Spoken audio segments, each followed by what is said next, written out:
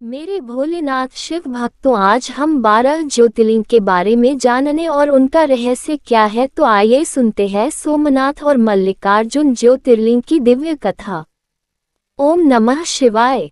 हर हर महादेव। जब भगवान शिव ने अपने भक्तों के कल्याण के लिए पृथ्वी पर 12 ज्योतिर्लिंगों के रूप में प्रकट होने का संकल्प लिया, तब सबसे पहले उन्होंने सोमनाथ ज्योतिर्लिंग में अपनी दिव्य उपस्थिति स्थापित की। ये पवित्र धाम गुजरात के प्रभास क्षेत्र में स्थित है और इसे 12 ज्योतिर्लिंगों में प्रथम स्थान प्राप्त है।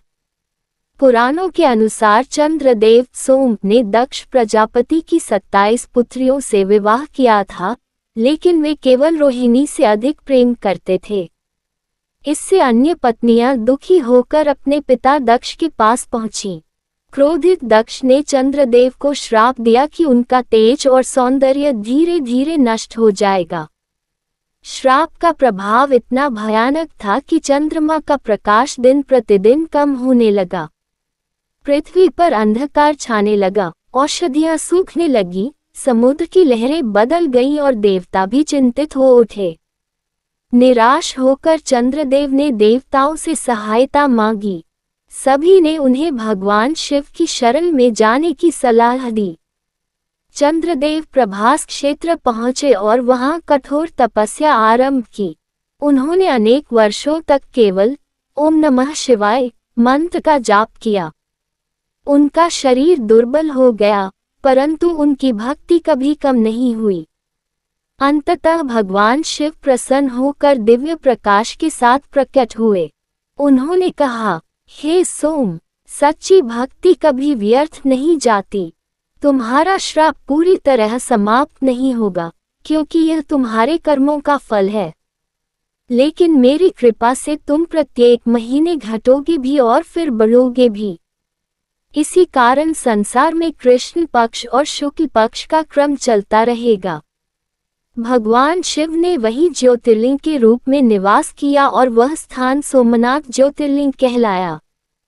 ये ज्योतिर्लिंग हमें सिखाता है कि चाहे जीवन में कितना भी अंधकार क्यों न आ जाए, यदि मनुष्य भगवान शिव पर विश्वास बनाए रखे तो उसके जीवन में फिर से प्रकाश अवश्य लौटता है। कुछ समय बाद भगवान शिव ने अपने दूसरे ज्योतिर्लिंग मल्लिकार्जुन में अपनी दिव्य शक्ति प्रकट की। एक बार भगवान गणेश और भगवान कार्तिकेय के बीच ये प्रश्न उठा कि पहले विवाह किसका होगा। भगवान शिव और माता पार्वती ने कहा, जो पहले पूरे ब्रह्मांड की परिक्रमा करेगा, उसी का विवाह पहले होगा। कार्तिकेय तुरंत अपने मयूर पर बैठकर निकल पड़े, लेकिन भगवान गणेश ने अपने माता पिता की 7 परिक्रमा की और कहा, मेरे लिए माता पिता ही संपूर्ण ब्रह्मांड हैं। भगवान शिव और माता पार्वती उनकी बुद्धिमत्ता से अत्यंत प्रसन्न हुए और उनका विवाह पहले कर दिया। जब कार्तिकेय लौटे और उन्हें ये बात पता चली तो वे दुखी होकर क्रौंच पर्वत चले गए। माता पार्वती का हृदय पुत्र वियोग से व्याकुल हो उठा। वे और भगवान शिव स्वयं कार्तिकेय को मनाने वहां पहुंचे। कहा जाता है कि अपने पुत्र के प्रेम में भगवान शिव और माता पार्वती ने उसी पर्वत पर सदा के लिए निवास करने का निर्णय लिया। वही भगवान शिव मल्लिकार्जुन ज्योतिर्लिंग के रूप में प्रतिष्ठित हुए। इस ज्योतिर्लिंग का संदेश है कि परिवार का प्रेम, माता पिता का सम्मान और क्षमा का भाव ही जीवन की सबसे बड़ी संपत्ति है। भक्तों, सोमनाथ हमें आशा का संदेश देता है और मल्लिकार्जुन हमें प्रेम का संदेश देता है।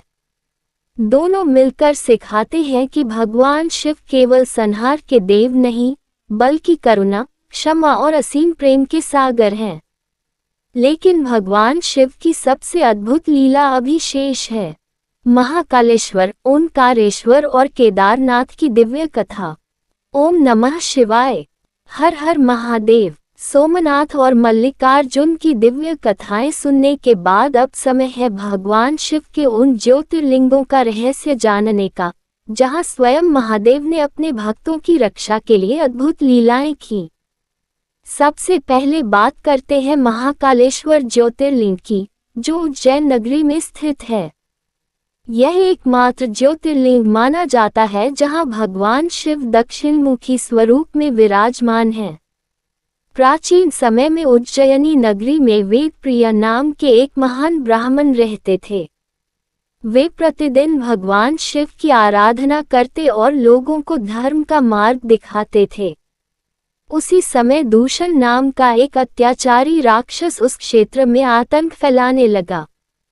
उसने ऋषियों के यज्ञ नष्ट कर दिए, मंदिर तोड़ दिए और शिव भक्तों को सताना शुरू कर दिया। एक दिन जब वह ब्राह्मणों पर आक्रमण करने पहुंचा, तब सभी भक्तों ने भयभीत होने के बजाय एक स्वर में ओम नमः शिवाय का जाप शुरू कर दिया।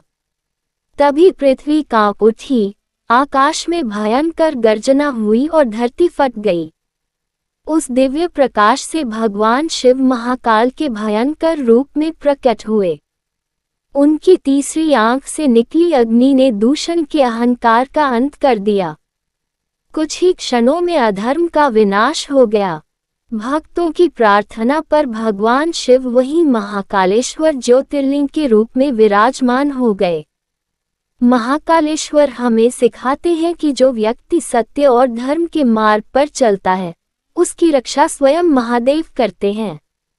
समय, मृत्यु और भय भी उनके भक्तों का कुछ नहीं बिगाड़ सकते।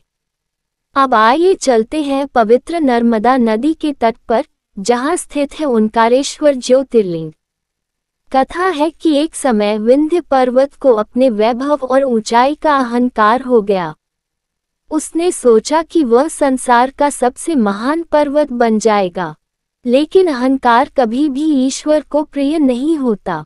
विंध्य पर्वत ने अपनी भूल का एहसास होने पर भगवान शिव की कठोर तपस्या आरंभ की। उसने हजारों वर्षों तक ओम मंत्र का निरंतर जाप किया। उसकी भक्ति से प्रसन्न होकर भगवान शिव दिव्य ज्योति के रूप में प्रकट हुए। उन्होंने कहा, जहाँ सच्चा पश्चाताप और भक्ति होती है, वहाँ मेरी कृपा अवश्य बरसती है।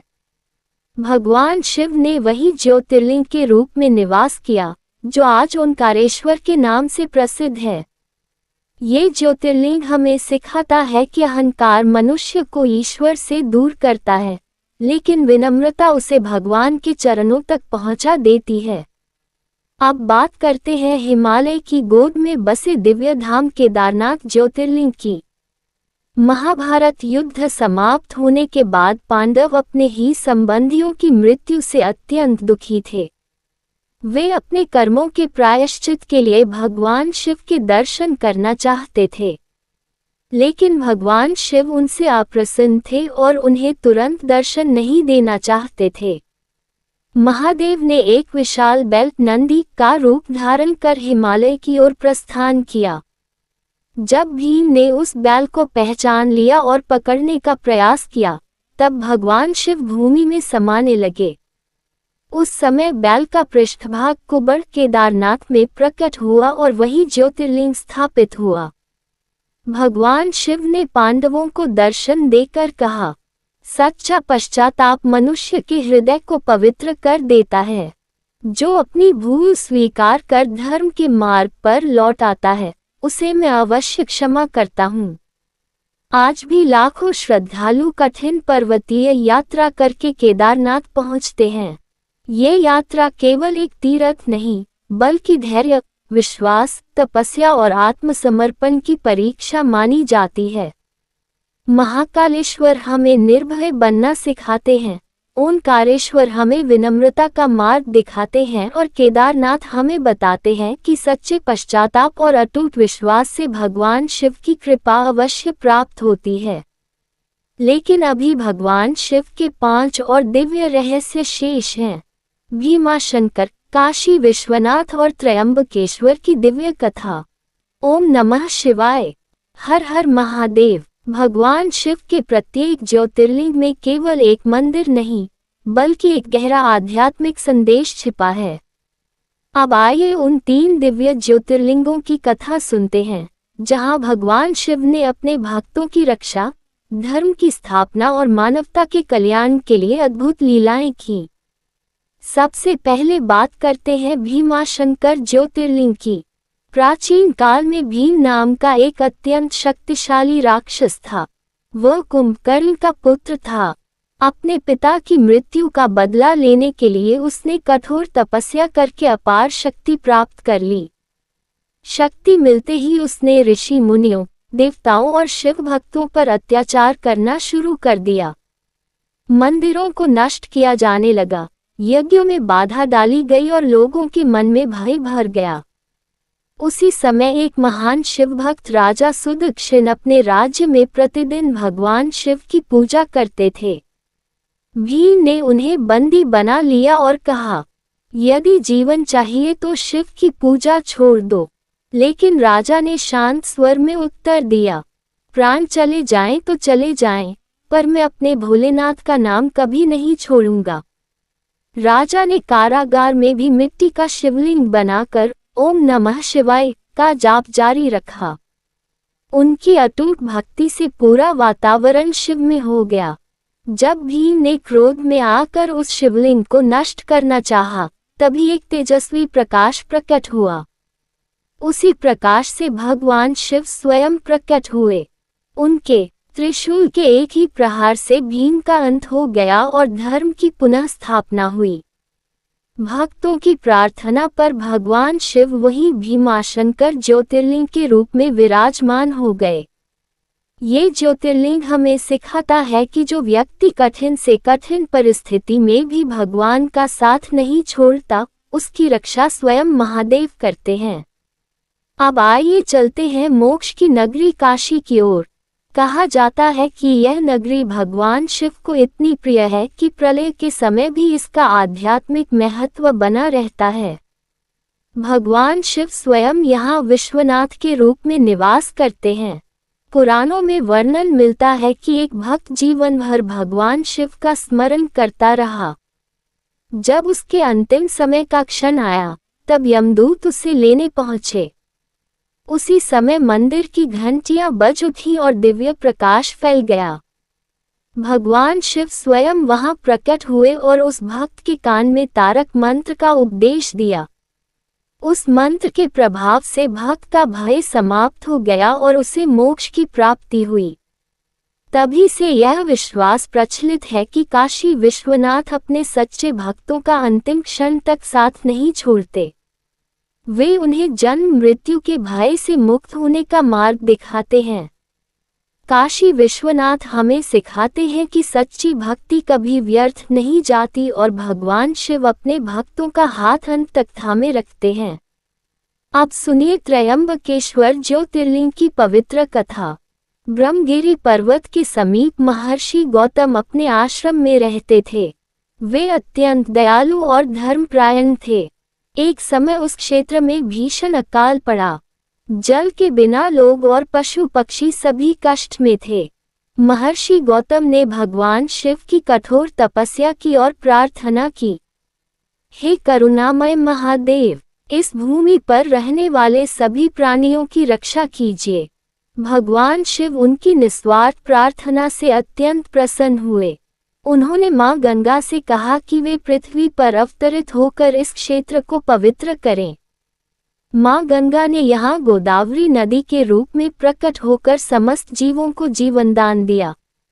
भक्तों के आग्रह पर भगवान शिव ने वही त्रयंबकेश्वर ज्योतिर्लिंग के रूप में निवास किया। ये ज्योतिर्लिंग हमें सिखाता है कि जो दूसरों के कल्याण के लिए प्रार्थना करता है, उस पर भगवान शिव की विशेष कृपा होती है। भक्तों, भीमाशंकर हमें अटूट विश्वास का संदेश देता है। काशी विश्वनाथ मोक्ष और ईश्वर की करुणा का अनुभव कराते हैं और त्रयंबकेश्वर हमें निस्वार्थ सेवा तथा मानवता का महत्व समझाते हैं। लेकिन भगवान शिव की अंतिम दिव्य लीलाएं अभी शेष हैं।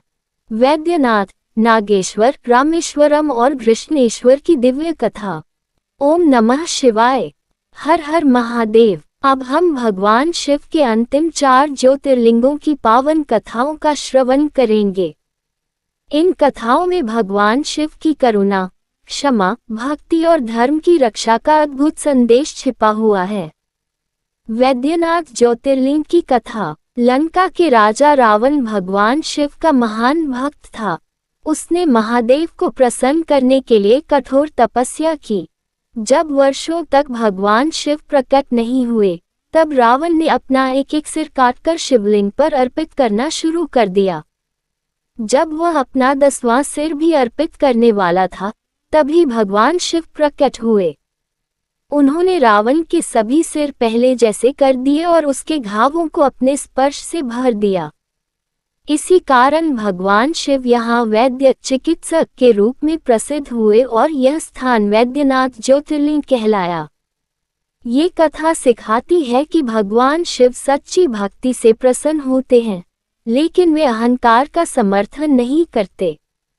शक्ति तभी कल्याणकारी होती है जब उसका उपयोग धर्म के लिए किया जाए। नागेश्वर ज्योतिर्लिंग की कथा। एक महान शिव भक्त सुप्रिया समुद्री यात्रा पर निकले थे। रास्ते में दारुक नामक राक्षस ने उन्हें और अनेक लोगों को बंदी बना लिया।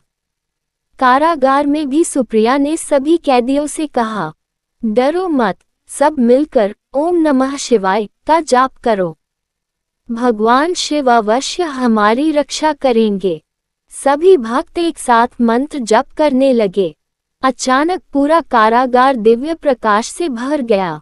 भगवान शिव प्रकट हुए और उन्होंने राक्षस का अंत कर दिया। भक्तों की प्रार्थना पर भगवान शिव वहीं नागेश्वर ज्योतिर्लिंग के रूप में स्थापित हो गए।